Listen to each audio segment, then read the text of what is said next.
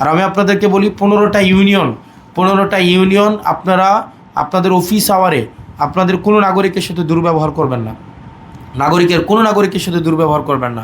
প্রচুর পরিমাণ নারীদের অভিযোগ আছে, ওনারা যখন যায় আপনারা ওনাদের সাথে কথাও বলেন না, এবং ওনারা যখন যায় আপনারা ভয়াবহ রকমের দুর্ব্যবহার করেন।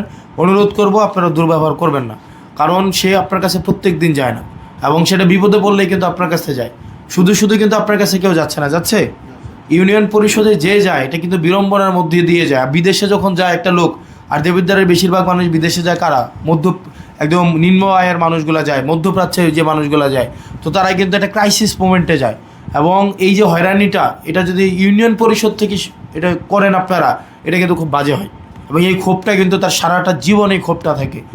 এবং যে কোনো কাজের জন্যই যাক, ওয়ারিশপত্রের জন্য যাক, এবং এখানে কি তহসিলদার অফিস আছে না একটা, ওই যে ওনারা ভূমি রিলেটেড কাজগুলো ওনারা করেন, এবং উনি তো হচ্ছে আপনার অধীনে, উনি এটা কি ডিফারেন্ট, এসিল্যান্ডের অধীনে না, ওইটাও এক ধরনের হচ্ছে বিড়ম্বনার এক ধরনের জায়গা।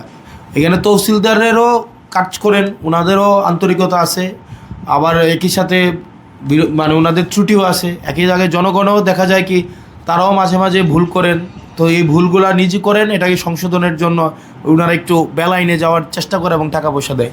তো ওনাদের সাথে আমরা কথা বলার চেষ্টা করবো, কারণ এই দুইটো অফিস নিয়ে সবচেয়ে বেশি অভিযোগ। তো আপনারা 15টা ইউনিয়নের আজকে 14 জন কর্মকর্তা আপনারা আজকে আসছেন। আপনার আজকে থেকে যা হয়েছে এতদিন হয়েছে, শুধু আপনার পুরা দেবিদ্বারে সেবা কতটুকু নিশ্চিত হচ্ছে না হচ্ছে, এটা কিন্তু সিংহভাগ নির্ভর করে আপনারা ইউনিয়ন সচিব বা প্রশাসনিক কর্মকর্তা যারা আছেন তাদের মাধ্যমেই।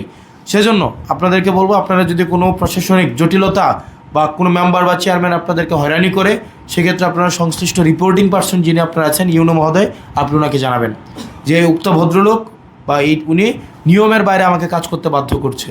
জাফরগঞ্জ ইউনিয়নের জাহিদ চেয়ারম্যান একদিন অফিস করেন, রাজামেহের ইউনিয়নে চেয়ারম্যান আসেন না, চেয়ারম্যান নাই, প্রশাসনিক কর্মকর্তা দেওয়া হয়েছে।